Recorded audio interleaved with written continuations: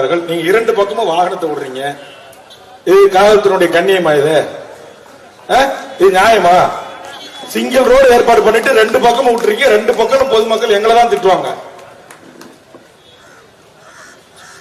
காசா இனப்படுகொலைக்கு எதிராக கண்டன இயக்கத்தை தொடங்கியிருக்கின்ற இந்திய மார்க்சிஸ்ட் கம்யூனிஸ்ட் இயக்கத்தின் சார்பாக இந்த மாபெரும் கண்டன போராட்டத்தினை தலைமையேற்று நடத்தி கொண்டிருக்கின்ற மார்க்சிஸ்ட் கம்யூனிஸ்ட் கட்சியினுடைய மாநில செயலாளர் என்னுடைய பெருமதிப்பிற்குரிய தோழர் சண்முகம் அவர்களுக்கும்,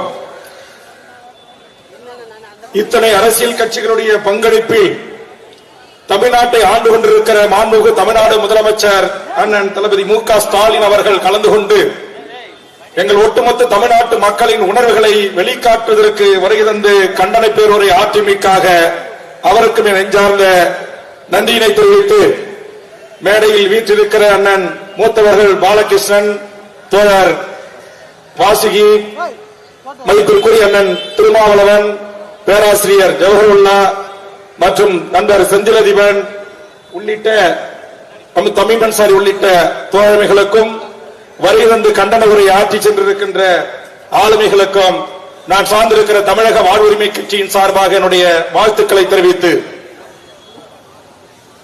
பாலஸ்தீனத்தில் அந்த மக்களை இஸ்ரேல் ராணுவம் திட்டமிட்டு படுகொலை செய்கிறது. இதற்கு வல்லாதிக்க நாடான அமெரிக்கா துணை போகிறது. உலகத்தில் 100க்கும் மேற்பட்ட நாடுகள் பாலஸ்தீனத்தில் நம்முடைய மக்களை கொன்று குவிக்கின்ற இந்த அநியாய அக்கிரம போரை நிறுத்த வேண்டும் என்று வேண்டுகோள் வைத்தோம். உதாசீனம் செய்கிறது இஸ்ரேல். ஐக்கிய நாடுகள் சபை கூட்டத்தில் 100க்கும் மேற்பட்ட நாடுகளின் பிரதிநிதிகள் இஸ்ரேலின் இனப்படுகொலையை கண்டித்து இஸ்ரேல் அதிபர் பேசுவதற்கு தொடங்குவதற்கு முன்பாக ஐநா அவையில் இருக்கின்ற நூற்றுக்கணக்கான இருக்கைகளில் இருந்து எழுந்து வெளிநடப்பு செய்து தங்களுடைய ஜனநாயக மாண்பை வெளிக்காட்டுகிறார்கள். ஆனால் கிஞ்சித்தும் கவலை கொள்ளாத இஸ்ரேல் அதிபர் ஆணவ திமிரோடு அகம்பாவதத்தின் உச்சியில் நின்று அமெரிக்காவின் துணையோடு மாபெரும் இனப்படுகொலையை செய்து கொண்டிருக்கிறார். இலங்கை தீவில் தமிழீழ மண்ணில் 1,75,000 தொப்புள் கொடி உறவுகளை கொண்டு குவித்தது சிங்கள பௌத்த பேரினவாத அரசு. இங்கே அமர்ந்திருக்கின்ற தலைவர்களும் மேடைக்கு வராத பல தலைவர்களும் இயக்கங்களும் தாய் மண்ணில் எங்கள் முத்துக்குமாரில் தொடங்கி ஐநாவில் முருகதாஸ் வரையி தீக்குளித்து தங்கள் இன்னுயிரை தியாகம் செய்தார்கள். எங்களை ஆண்ட இந்திய பேரரசு கண்டுகொள்ளவில்லை. அதே நிலைதான் இன்றைக்கு இஸ்ரேல் செய்து கொண்டிருக்கிறது. பாலஸ்தீனத்தில் அடுக்கடுக்காக அநியாய படுகொலைகள். 50,000க்கும் மேற்பட்ட குழந்தை செல்வங்களுக்கு தாய் தந்தை இல்லை. பல்லாயிரக்கணக்கான குழந்தைகள் படுகொலைக்கு உள்ளாக்கப்பட்டிருக்கிறார்கள். ஈழ மண்ணின் உலகத்தால் தடை செய்யப்பட்ட ரசாயன குண்டுகளையும் கொத்து குண்டுகளையும் பாஸ்பரஸ் குண்டுகளையும் ஏறி எப்படி உலக சமூகம் பார்க்கின்ற போது கொலை செய்தார்களே, அதே இரக்கமற்ற கொலையை இந்த மண்ணில் இப்போது உலகத்தின் 100 நாடுகள் எதிர்த்த போதும் இஸ்ரேல் செய்து கொண்டிருக்கிறது. இலங்கை தீவில் போராடிய புலிகளையும் தமிழீழ தேசிய தலைவர் பிரபாகரன் அவர்களையும் உலகத்தில் இத்தனை நாடுகள் ஆதரிக்க வரவில்லை.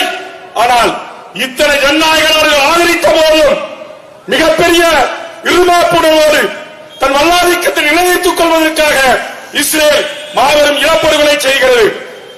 தமிழ் ஈழ மண்ணில் இனப்படுகொலையை தமிழ்நாட்டு தாயக மக்கள் மிகப்பெரிய போராட்டங்களை முன்னெடுத்தார்கள். உலகத் தமிழர்கள் உலகம் முழுவதும் போராடினார்கள். இந்தியா தடுத்து நிறுத்தவில்லை. கொலை செய்தவனுக்கு துணை நின்றது, தோள் கொடுத்தது. இங்கே கூட நரேந்திர மோடி அவர்கள் முதலில் இஸ்ரேலை ஆதரித்தார்கள். இந்தியாவில் நம்முடைய இடதுசாரிகளுடைய மிக கடுமையான எதிர்ப்பு, நாடாளுமன்ற உறுப்பினருடைய எதிர்ப்பு, அண்ணன் திருமா போன்றவருடைய எதிர்ப்பு, அதற்கு பிறகு தன்னுடைய நிலைப்பாட்டை மாற்றிக் கொண்டார்கள். ரஷ்யா உக்ரைன் போரிலும் இரட்டை வேடம், பாசிச தன்மையோடு உலகத்தின் எல்லா மூலைகளிலும் இன்றைக்கு நரேந்திர மோடி அவர்கள் பாசிச தன்மையோடு இரட்டை வேடம் போட்டு உலகை ஏமாற்றுகிறார். அந்த வகையில் தாய் தமிழகம் ஈழத்தில் நடந்தது இனப்படுகொலை என்று சொன்னோம். ரோஹிங்கியா முஸ்லிம் பாதிக்கப்பட்ட போது படுகொலை என்று சொன்னோம்.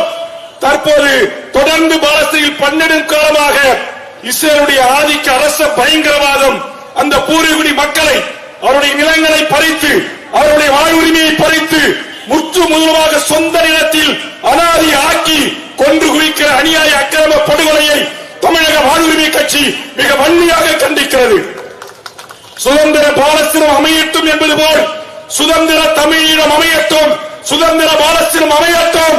ஐக்கிய நாடுகள் சபையே, உலக நாடுகளே, உலகத்தில் இருக்க தேசிய இனங்களை உரிமைகளை பாதுகாப்பதற்கு ஒரு பொது வாக்கெடுப்பை அந்த மக்களிடத்தில் நடத்தி சுதந்திர தமிழீழ அரசை உருவாக்கி இன்றைக்கு ஐரோப்பிய நாடுகள் உள்ளிட்ட ஆஸ்திரேலியா உள்ளிட்ட நாடுகள் சுதந்திர பாலஸ்தீனத்தை அங்கீகரித்திருக்கிறது. நரேந்திர மோடியை நீயும் அங்கீகரி, ஆதிக்க அரச பயங்கரவாதத்தோடு கைகோர்க்காதே என்பதை இந்த போராட்டத்தின் வேண்டுகோளாக வைத்து கண்டனமாக வைத்து சுதந்திர பாலஸ்தீனம் அமையட்டும். எனது அருமை உலகம் முழுவதும் வாழ்கின்ற இஸ்லாமிய உறவுகளுக்கு மீண்டும் உலகத்தில் ஒரு அமைதி நாடு உருவாகட்டும் என்று கூறி வாய்ப்புக்கு நன்றி கூறி நிறைவு செய்கிறேன். நன்றி, வணக்கம்.